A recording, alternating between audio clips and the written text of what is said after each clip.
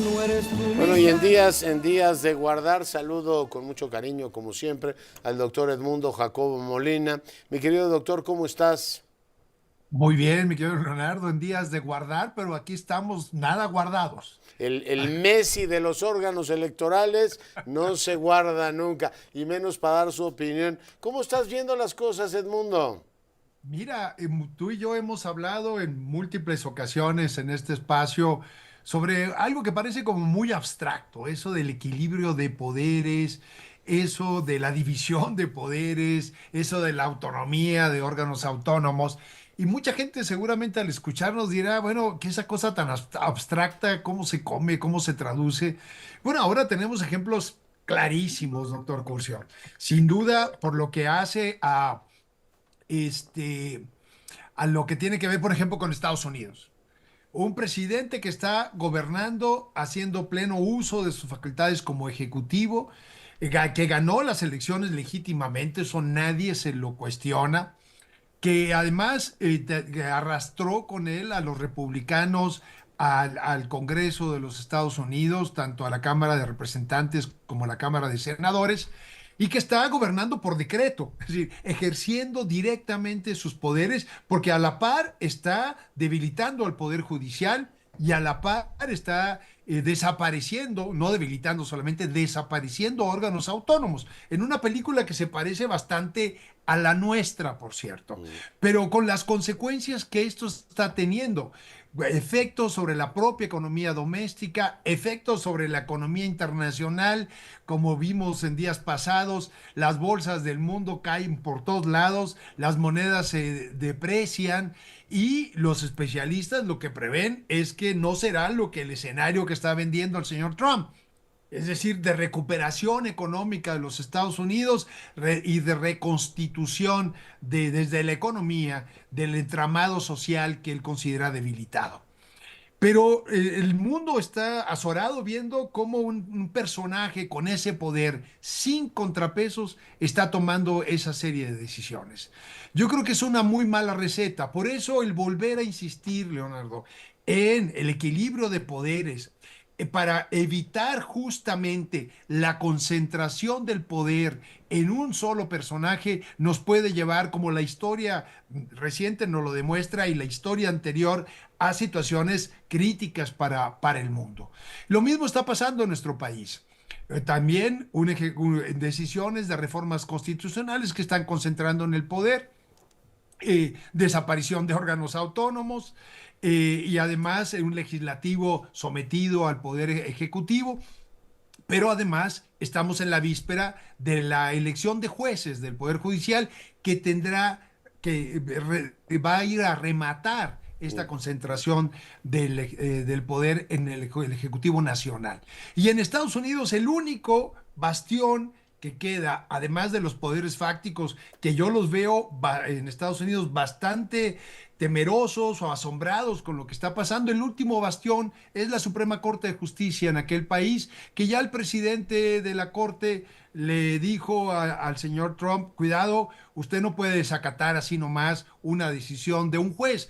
Ojalá hubiéramos tenido esa misma respuesta en México ante el cúmulo de desacatos que se fueron acumulando emitidos por jueces, por tribunales colegiados, que fueron incluso de la misma corte, que sus decisiones fueron desacatadas Sí. sistemáticamente por los ejecutivos e incluso por los otros dos poderes, el Ejecutivo Federal y el propio poder legislativo.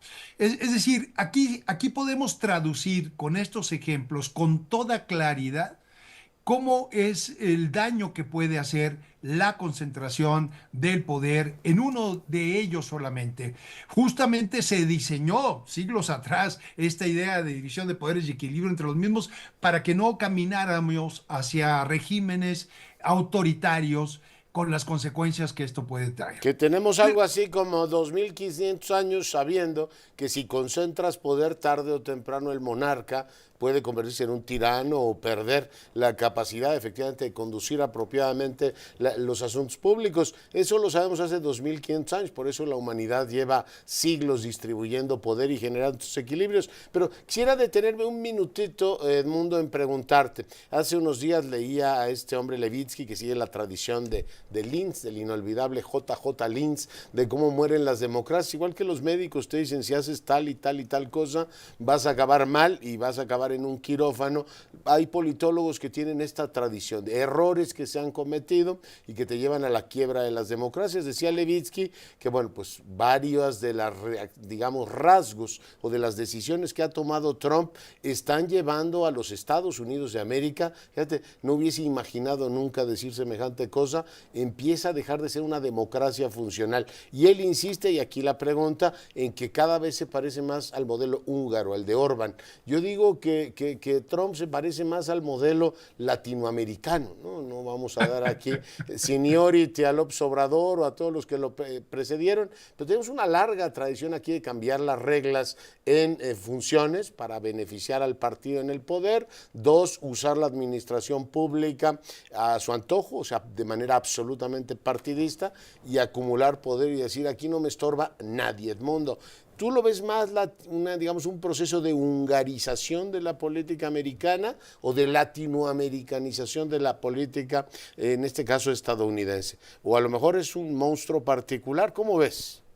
Pues mira, haces una muy buena provocación. Creo que hemos ido encontrando a lo largo de estas semanas, desde que el señor Trump tomó por segunda ocasión la presidencia de Estados Unidos, una serie de paralelos, al menos con lo que nos pasó en nuestro país, en México, 6 años atrás. Pero como bien citas el libro Cómo mueren las democracias, ahí hay una reseña de muchos casos mundiales de qué es lo que sucede cuando hay esta concentración del poder. Y Levinsky y su colega en Harvard toman muchas referencias del caso latinoamericano, como bien lo señalas. Si bien te insisto, a lo que pasó en Polonia, en Turquía, en Hungría, pero ellos hacen bastante referencia a lo que pasó en América Latina. Y bueno, el libro se escribió, si no me equivoco, hace como unos 5 años, Sí. si mi memoria no me falla. Pero lo que ha venido pasando desde entonces acá es la confirmación de esto de lo que estamos hablando. Porque incluso en el libro se hace referencia a cómo hay poderes institucionales que hacen contrapesos y equilibrios, y hay poderes fácticos como los dueños de los grandes capitales o organizaciones de la sociedad civil, que si bien no están en este entramado de la construcción del Estado Nacional, sí son poderes sociales que hacen Contra contrapesos. los Pero cuando medios de se cae, comunicación, ¿no? los medios de comunicación juegan un papel fundamental. Pero cuando se cae este entramado institucional de la conformación de equilibrios de poderes del Estado, con ello también arrastran, curiosamente, a las organizaciones de la sociedad civil, porque los regímenes populistas también polarizan de tal manera que atomizan a las instituciones y las van desapareciendo y van perdiendo credibilidad ante un discurso que las va descalificando sistemáticamente. Ese patrón que estamos viendo del 20 de enero para acá en Estados Unidos es un patrón que vivimos nosotros en los últimos 7 años en el país y que América Latina tiene múltiples ejemplos al respecto. En cómo mueren las democracias se hace, por ejemplo, referencia al caso de Venezuela, que nos parecía muy lejano cuando empezábamos a conocer qué es lo que estaba pasando desde la presidencia de Chávez. Pero ahora eso que sucedió allá, por ejemplo, el copar a los órganos electorales, pues es como casi una receta que se sigue para acceder y conservar el poder y concentrarlo en uno de ellos solamente. Y entonces se empiezan a tomar decisiones sin contrapeso. Y luego después esas decisiones tienen consecuencias inmediatas. Y luego el deterioro es muy grande y reparar ese deterioro puede llevar décadas, Claro. Leonardo. Y creo que esto que estamos viviendo se parece mucho a lo que ha sucedido y lo que está pasando en Hungría. Oye, Pero fíjate bien. curioso, halos de esperanza. En Turquía, la gente salió ya a la calle a decir, espérenme tantito, a un alto, señor presidente. Sí, sí, encarceló al alcalde y así como que hay ciertos límites. Pero bueno, mi querido amigo, se nos acabó el tiempo, te mando un abrazo, nos vemos la semana próxima. Claro que sí, un muy fuerte abrazo para ti, que sigan los días de guardad, doctor Cruz. Gracias, guardados, pero reflexionando.